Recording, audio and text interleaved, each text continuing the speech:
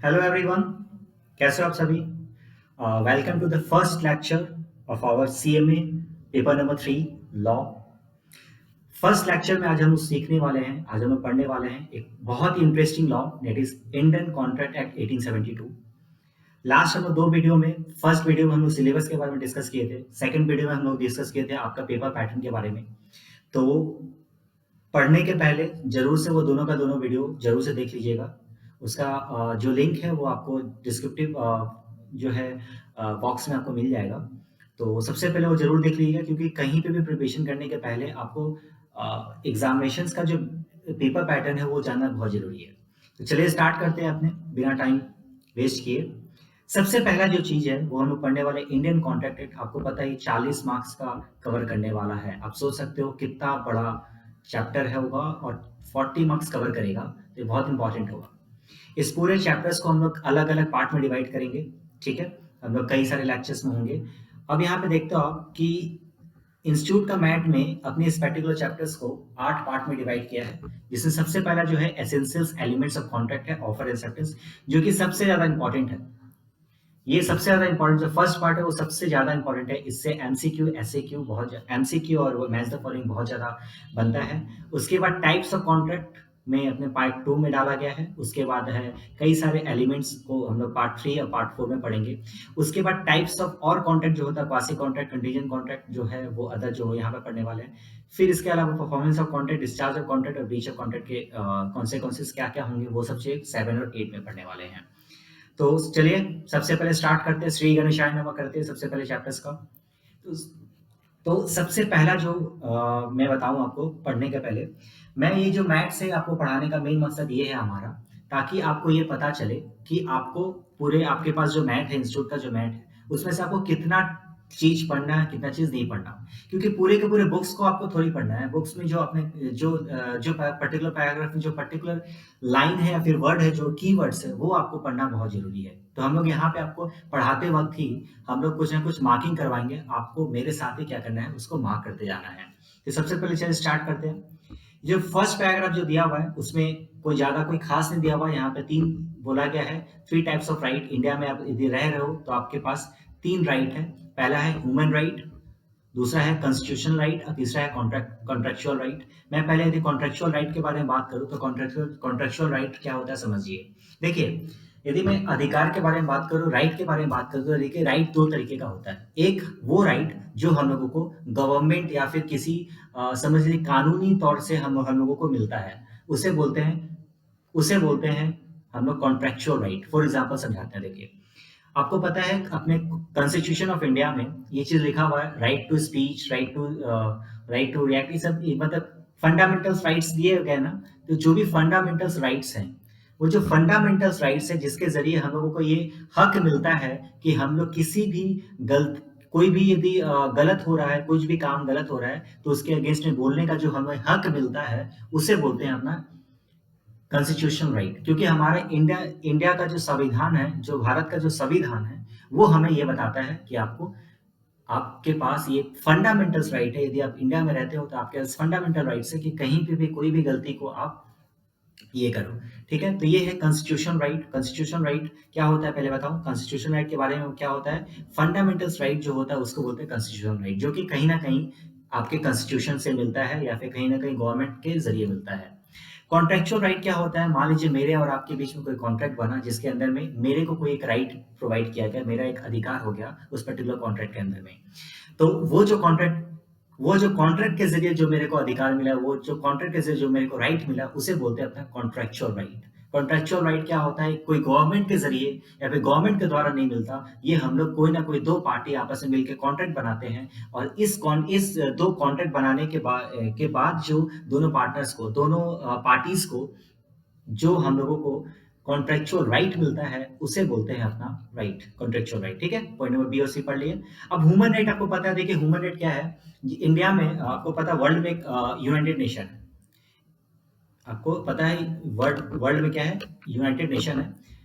United nation क्या किया है, यूनाइटेड नेशन यूनाइटेड नेशन में जितने भी मेंबर्स है ना, universal declaration of human rights क्या किए वो लोग अडॉप्ट किए, इंक्लूडिंग इंडिया। इंडिया में भी क्या है, इंडिया में भी हम लोगों के अंदर में ह्यूमन राइट एडॉप्ट किया गया है, जिसके अंदर में अपने को दो ह्यूमन राइट का अथॉरिटी है। पहला है नेशनल ह्यूमन राइट कमीशन, जिसको हम लोग NHRC भी बोलते हैं। उसके बाद स्टेट ह्यूमन राइट कमीशन भी है। याद रखिएगा, ये जो लास्ट लाइन है ये आपके एग्जाम में आ सकता है शॉर्ट क्वेश्चन में, कि ह्यूमन राइट जो है is above the common law. जो कॉमन लॉ हम लोग देखते हैं अपने किसी भी पर्टिकुलर यदि कंट्री में रहते हो आप, तो उस पर्टिकुलर कंट्री के अंदर में जो भी अपना कॉमन लॉ होता है उसके रिगार्डिंग भी मैं बात करूं। मैं इसका एक कलर चेंज कर देता हूं ताकि आप जब मार्क करो तो उसके हिसाब से मार्क करो, तो अबव कॉमन लॉ होता है, ये चीज ध्यान रखिएगा। ठीक है, तो कीवर्ड्स यहाँ पे ध्यान रखिएगा। जैसे यहाँ पे कीवर्ड्स मैंने बताया, ये कॉन्स्टिट्यूशनल राइट का कीवर्ड्स है, अपना फंडामेंटल राइट्स आप मार्क कर लेना। उसके बाद इसके बारे में बात करूँ तो देखिए, पार्टीज के बीच में जो मेकिंग कॉन्ट्रैक्ट होता है, वो उससे जो कॉन्ट्रैक्ट बनता है वो होता है कॉन्ट्रेक्चुअल राइट। ठीक है, क्लियर है बात? चलिए अब हम लोग यहाँ से चैप्टर्स की तरफ बढ़ते हैं। Contract act 1872। मैं आगे बढ़ने के पहले आपके चैप्टर्स का नाम को मैं डिस्कस करता हूँ। यदि मैं आप नाम को देख रहे हो, इंडियन कॉन्ट्रैक्ट एक्ट 1872, आप समझ पा रहे हो, एक तो इंडियन है, एक तो इंडिया है। इसको हम लोग समझेंगे क्यों इंडिया है। ठीक है, फिर क्या होता है, कॉन्ट्रैक्ट क्या होता है। आप यदि नाम के ऊपर फोकस करोगे तो आपको ये बात पता है कि ये जो लॉ है वो कहीं ना कहीं कॉन्ट्रैक्ट के बारे में बात करने वाला है। और ये जो 1872 जो बोलना चाह रहा है, ये जो 1872 जो आपको दिख रहा है, ये बताता है कि जो लॉ जो है वो कहीं ना कहीं अंग्रेजों का दिया गया हमारे पास क्या है, एक लॉ है जो गवर्नमेंट, जो अंग्रेज लोग हमारे यहाँ पे बना के चले गए हैं। तो ये जो लॉ है वो एक्चुअल में जब ये लॉ बना 1872 को, उस समय इसका नाम था द इंग्लैंड कॉन्ट्रैक्ट एक्ट 1872। पहले इसका नाम था क्या, इंग्लैंड कॉन्ट्रैक्ट एक्ट 1872। देश आजाद हुआ, देश आजाद होने के बाद हम लोग कॉन्ट्रैक्ट एक्ट में थोड़ा बहुत चेंजेस के बाद हम लोग एक सबसे मेजर चेंजेस किए, सिर्फ इंग्लैंड को काट के हम लोग इंडिया कर दिए। तो आज के समय में इसका नाम क्या है, द इंडियन कॉन्ट्रैक्ट एक्ट 1872। अधिकतर मैं बताऊं, इसके अंदर में जो लॉ है वो अंग्रेज का बनाया हुआ लॉ है, पहले का ही लॉ है, बट इसमें सिर्फ और सिर्फ नाम को जो चेंज कर दिया गया, तब ये इंडियन कॉन्ट्रैक्ट एक्ट आज के समय में कहा जाता है, इंडियन कॉन्ट्रैक्ट एक्ट 1872। तो कब बना था, 1872 को बना था। कब, इंग्लैंड के शासन में। इसको नाम चेंज कर दिया गया जब देश आजाद हुआ। और इसके बारे में बात करूं तो आज से अभी एक साल पहले का जो वीडियो मेरा था, आप उसको यदि फॉलो करते होंगे हमारे चैनल को, तो आपको पता होगा कि हम लोगों ने उसमें बताया था कि आपका जो इंडियन कॉन्ट्रैक्ट 1872 है वो ऑल ओवर इंडिया में सब जगह इम्प्लीमेंट है, सब जगह एप्लीकेबल है, सिर्फ और सिर्फ जम्मू एंड कश्मीर को छोड़ के। बट आपको पता है पिछले साल ही अक्टूबर के मंथ में, शायद अक्टूबर के मंथ में, यदि मैं गलत नहीं हूँ तो शायद अक्टूबर के मंथ में शायद ऐसा हुआ था, 1 अक्टूबर के मंथ में जो है अपना जम्मू एंड कश्मीर को एक हम लोग पूरा का पूरा आजाद कर दिए थे। आप सुने होंगे, बहुत सारे न्यूज में आया था। तो उसके बाद जो है एक लॉ बनाया गया। इस लॉ में जहां जहां आपके लिखा गया था कि applicable to all over India except Jammu and Kashmir, उसको काट के जम्मू एंड कश्मीर लिख दिया गया। तो आपके मैट में कहीं ना कहीं लिखा गया है एक जगह पे, आप देख लेना, मैं अभी पढ़ाते वक्त दिखाई दूंगा आपको। ठीक है, जहां पे भी लिखा गया है कि Indian contract 1872 apply to all over India except Jammu and Kashmir, आपको उसमें क्या करना पड़ेगा, जम्मू एंड कश्मीर को काट देना। आज के समय में पूरा का पूरा हर एक जगह पे इंप्लीमेंट है। ठीक है, हर एक जगह पे एप्लीकेबल है। ये फर्स्ट पैराग्राफ आपके ज्यादा कोई काम का नहीं है, सिर्फ और सिर्फ आप ये याद रखना, नाम खाली याद रखना, नाम आपके काम का है। उसके बाद जो है आपको इंग्लिश कॉमन लॉ है, इंग्लिश कॉमन लॉ है, बट आप पढ़ लेना ये चीज, और कुछ भी नहीं पढ़ना आपको। उसके बाद जो है इसमें कुछ भी नहीं पढ़ना है, अकॉर्डिंगली आप नीचे आ सकते हो। ये सबसे मेन इंपॉर्टेंट है। आपको बताऊं, यदि इंडियन कॉन्ट्रैक्ट एक्ट है, आपके टोटल इंडियन कॉन्ट्रैक्ट एक्ट के अंदर में आपको कुल मिला के यहाँ पे 266 सेक्शंस मिलेंगे, जिसको हम लोग 4 पार्ट में डिवाइड कर सकते हैं। जो फर्स्ट पार्ट जो है वो है अपना जनरल प्रिंसिपल, जो है जनरल प्रिंसिपल ऑफ कॉन्ट्रैक्ट, मतलब एक यदि कॉन्ट्रैक्ट बनाया जाता है इंडिया में तो उसको कैसे गवर्न किया जाएगा, वो है फर्स्ट पार्ट में। सेकंड पार्ट है law related to sales of goods act, ये भी कॉन्ट्रैक्ट एक्ट का ही पार्ट है। देखिए कॉन्ट्रैक्ट का मतलब समझते हो आप, मेरे और आपके बीच एक कॉन्ट्रैक्ट तैयार हो रहा है। तो कॉन्ट्रैक्ट कई तरीके से हो सकता है गुड्स को सेल करने का कॉन्ट्रैक्ट, वो भी तो कॉन्ट्रैक्ट ही है ना, तो वो भी कॉन्ट्रैक्ट एक्ट के अंदर में ही था। पहले इंडियन कॉन्ट्रैक्ट एक्ट के अंदर में ही था। उसके बाद कुछ दिन बाद हम लोग जब कुछ दिन बाद थोड़ा सा और ठीक हो गया हम लोग, तो 1930 को हम लोग इसको एक अलग लॉ बना दिए और उस लॉ का नाम दे दिया गया सेल्स ऑफ गुड्स एक्ट। उसके बाद पॉइंट नंबर जो पार्ट नंबर 3 है जिसके अंदर हम लोग स्पेशल कॉन्ट्रैक्ट के बारे में सीखेंगे। जब गवर्नमेंट को लगा कि कुछ-कुछ स्पेशल कॉन्ट्रैक्ट भी है, उसको भी हम लोगों को कॉन्ट्रैक्ट एक्ट में डालना चाहिए। तो स्पेशल कॉन्ट्रैक्ट क्या-क्या होता है? बेलमेंट, प्लेज वो सब हम लोग सीखेंगे। अभी हम लोग जब पढ़ेंगे आस्ते-आस्ते तो आपको मिलेगा ये चीज़। पॉइंट नंबर 4 जो है पार्टनरशिप बिज़नेस हमारा हमारा हमारा और हम लोग जो है 2-3 जन मिलके हम लोग एक बिज़नेस स्टार्ट किए, क्योंकि पार्टनरशिप बिज़नेस की तरह हम लोग काम को कर रहे हैं। तो ज़ाहिर-सी बात है आपस में हम लोग एक एग्रीमेंट की तरह काम कर रहे होंगे, तो वो भी एक कॉन्ट्रैक्ट की तरह ही काम करता है। तो वो भी पहले कॉन्ट्रैक्ट एक्ट में ही था, बट इसको भी 1932 को उसको अलग कर दिया गया। तो यदि मैं बताऊँ कॉन्ट्रैक्ट एक्ट में थोड़ा-सा यदि अलग इंक यूज़ करूँ तो आप देखिए यहाँ पर इंडियन कॉन्ट्रैक्ट एक्ट को 4 पार्ट में डिवाइड किया गया। फर्स्ट पार्ट जो था जनरल प्रिंसिपल, आपको कॉन्ट्रैक्ट होता क्या है, कॉन्ट्रैक्ट का एकदम जनरल जनरल जो बातें हैं वो फर्स्ट पार्ट है। सेकंड पार्ट है sales of goods act, third part है अपना स्पेशल कॉन्ट्रैक्ट का कैसे गवर्न किया जाएगा और पार्टनरशिप है। जिसमें कि 2 पार्ट जो है ना ये जो पॉइंट नंबर 2 जिसको बोल्ड करके लिखा गया है और ये पार्टनरशिप इसके लिए एक अलग से चैप्टर आपको पढ़ना पड़ेगा। आपको पता है सिलेबस लॉ का सिलेबस आपको पता है 3 ही चैप्टर है आपके सिलेबस में, कॉन्ट्रैक्ट एक्ट है, सेल्स ऑफ गुड्स एक्ट है और पार्टनरशिप एक्ट है। तो उस कॉन्ट्रैक्ट एक्ट अभी हम पढ़ा रहे हैं और ये sales of goods act partnership दोनों का दोनों जो है वो भी इसी का एक पार्ट है, बट हम लोगों को क्या करना पड़ेगा, हम लोगों को पार्टनरशिप एक्ट अलग से पढ़ना है, सेल्स ऑफ गुड्स एक्ट भी अलग से पढ़ना है, क्योंकि इसके लिए अलग से एक्ट बना देगा। एक चीज खाली यहाँ पे लिख देना, यहाँ पे लिख देना ईयर, आपको याद रहेगा 1930, ठीक है। यहाँ पे आपको लिखता है 1930 कब आया था सेल्स ऑफ गुड्स एक्ट 1930, और ये देना ये 1932 1932, ठीक है। फटाफट से लिख दीजिए। जैसे जैसे मैं नोट्स तैयार करवा दूं वैसे वैसे आपको कॉपी में लिखना है, ठीक है। आप ये उसके बाद फिर ये मत पढ़ना, ये कोई काम का नहीं है, ठीक है। आगे आते हैं। सबसे मेन इंपॉर्टेंट जो आपके एमसीक्यू में कई बार पूछा गया है यहाँ पे कि इंडियन कॉन्ट्रैक्ट एक्ट कब आया, तो डेट याद रखिएगा 1 सितंबर 1872 को इंडियन कॉन्ट्रैक्ट एक्ट पहली बार आया, ठीक है। The act is applicable to whole over India except Jammu and Kashmir. देखिए मेरी बातें आ गई, आपको यहाँ पे एक्सेप्ट कार्ड देना है। आज के समय में जम्मू एंड कश्मीर में भी इम्प्लीमेंट है, समझ के बाद तो ये पूरा का पूरा आपको मैट से काट देना है। एग्जाम में यदि पूछता है तो आपको अभी के लिए लिखना है applicable to all over India, समझ के बाद चलिए उसके बाद यहाँ से स्टार्ट होता है अपना चैप्टर दैट इज कॉन्ट्रैक्ट। क्या होता है कॉन्ट्रैक्ट के बारे में जो भी जनरल इंफॉर्मेशन यहाँ पे अपन स्टार्ट करते हैं। If I talk about contract, contract का मतलब क्या होता है, देखिए कॉन्ट्रैक्ट को समझने के लिए हम लोगों को समझना पड़ेगा कि एग्जाम्पल, देखिए पूरे के पूरे चैप्टर्स में एग्जाम्पल की तरह समझाऊंगा। आप एग्जाम्पल को यदि ठीक तरीके से सुनोगे तो आपको मैं चैप्टर को याद करवा दूंगा, यही भी आपको याद हो जाएगा गारंटी के साथ। तो चलिए आप बताते हैं कॉन्ट्रैक्ट क्या होता है। देखिए मान लीजिए मैंने आपको एक प्रॉमिस किया कि मैं आपको पार्टी दूंगा अपने बर्थडे के लिए, ये मैंने एक प्रॉमिस किया।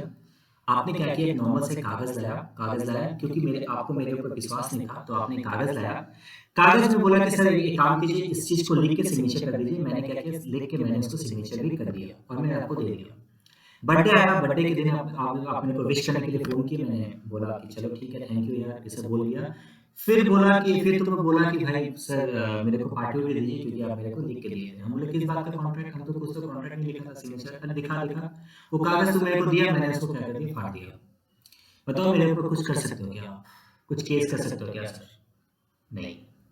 बट यदि मैं यही चीज को थोड़ा सा घुमा के देता हूँ, मान लीजिए मैंने आपको एक प्रॉमिस किया था कि मैं आपको अपना बाइक दे दूंगा 10,000 रुपीज में, ठीक है। 10,000 रुपीज में मैंने एक बाइक आपको दे देना है। चलिए बाइक के बारे में नहीं, मान लीजिए मेरा एक जमीन है, मान लीजिए एक लैंड है। मैंने आपको एक प्रॉमिस किया कि ये land I give you at 10 lakh rupees, but इसका मार्केट प्राइस है मान लीजिए 1 करोड़ रुपया। मैंने आपको प्रॉमिस किया कि आपको 10 लाख रुपया मिल जाएगा। मैंने आपसे 2-3 लाख रुपया ले भी लिया और मैंने बकायदा, आपने क्या किया, बकायदा लॉयर वगैरह के साथ आपने क्या किया, छोटा सा एग्रीमेंट तैयार कर लिया। इस एग्रीमेंट में ये चीज लिखा हुआ है कि आपको मैं 10 लाख रुपए, हमारी बात हो चुकी है, I sell this land on 10 lakh rupees. अब क्या हुआ, जब समय बीतता गया, जब समय बीता, कुछ दिन बाद जब आपने बोला कि सर आप कीजिए, I am giving you 10 lakh rupees, आप प्रॉपर्टी को मेरे नाम पे ट्रांसफर कर दीजिए। मैं आपको ट्रांसफर करने के लिए मना कर दिया। आप कुछ कर सकते हो? आंसर इज यस, आप कर सकते हो, क्योंकि आपके पास अब एग्रीमेंट है, हमारे पास एक कॉन्ट्रैक्ट, राइट। तो देखिए फर्स्ट वाले एग्जांपल में एक अग्रीमेंट था, हमारे बीच में अग्रीमेंट था, हमारा आपके बीच एक अग्रीमेंट था। बट ये अग्रीमेंट कॉन्ट्रैक्ट बन गया, ये अग्रीमेंट भी कॉन्ट्रैक्ट बन गया जब लॉ के हिसाब से बनाया गया है। सेक्शन 2H में यही बोला गया। सेक्शन आपको बहुत जरूरी से याद करना पड़ेगा, ये सब सेक्शन तो नहीं याद करना, बट जो सेक्शन याद करना होगा वो सेक्शन मैं बार बार बोलूंगा, तो आपको ये पढ़ना पड़ेगा। जैसे कि इस पर्टिकुलर सेक्शन में 2 सब क्लॉज H जो है वो आपको पढ़ना पड़ेगा कि सब 2 सब क्लॉज H क्या बोलता है, कॉन्ट्रैक्ट का डेफिनेशन बोलता है। कॉन्ट्रैक्ट क्या होता है, देखो, contract means any agreement between two and more than two party, मतलब दो या दो से अधिक पार्टी के बीच में बनाया गया वो अग्रीमेंट जो इनफोर्सिबल बाय लॉ है, उसे कहते हैं कॉन्ट्रैक्ट। मतलब ऐसा एग्रीमेंट जब दो या दो से अधिक आदमी के बीच कोई एक अग्रीमेंट बनाया गया है और वो एग्रीमेंट लॉ के नियमों के हिसाब से बनाया गया है, तो उसे बोलेंगे हम लोग क्या, कॉन्ट्रैक्ट। तो यदि आप देख पा रहे हो तो इस पूरे पर्टिकुलर डेफिनेशन में दो ही चीजें हैं आपकी, पहले है एग्रीमेंट और दूसरा है इनफोर्सिबल बाय लॉ। मतलब आपको भी ऐसे लिख देना चाहिए, ठीक है, कि कॉन्ट्रैक्ट के अंदर में दो चीज का होना जरूरी है, दो एलिमेंट्स आपके दिखते हैं एग्जाम में, यदि एग्जाम में पूछेगा एलिमेंट्स तो भी आप लिख सकते हो। पहला एग्रीमेंट 2H के हिसाब से, कॉन्ट्रैक्ट का डेफिनेशन के हिसाब से क्या बोलते हैं, any agreement, any kind of agreement जब दो या दो से अधिक आदमी के बीच में बनाया गया वो एग्रीमेंट जो एग्रीमेंट लॉ के नियमों के को फॉलो करते हुए बनाया गया है, उसे बोलते हैं क्या, कॉन्ट्रैक्ट।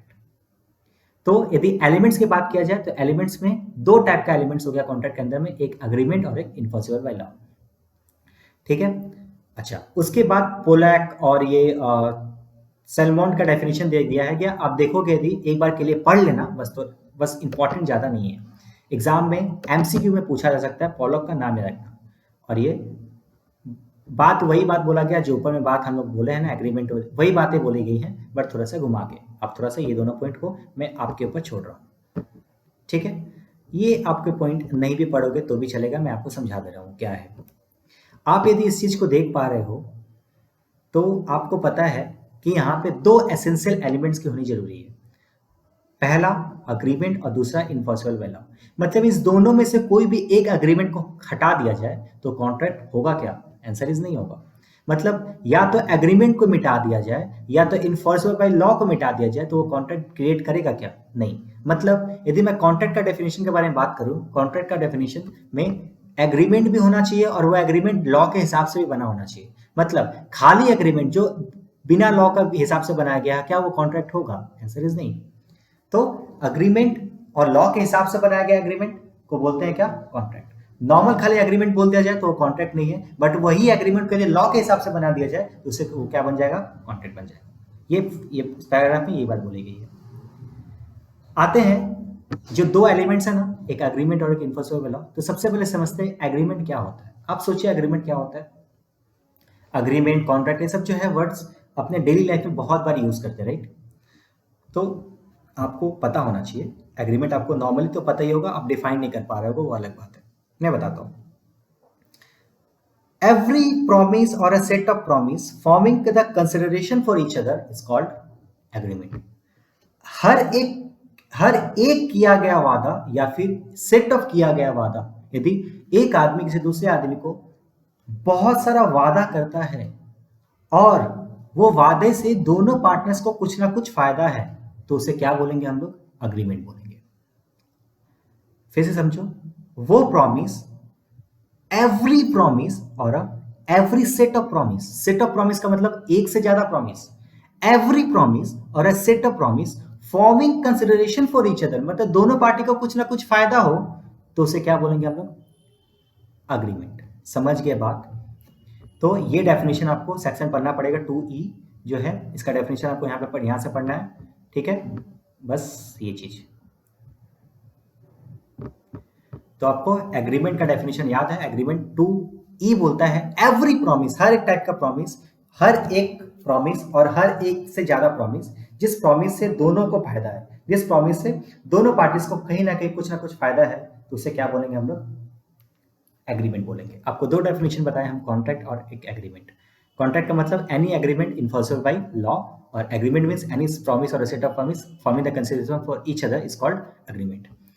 उसके बाद जो है, यदि आप देख पा रहे हो कि एवरी प्रॉमिस, तो सबसे पहले समझने की जरूरत है प्रॉमिस क्या होती है। प्रॉमिस के जानने के पहले क्या होता है मैं पहले बताता हूँ।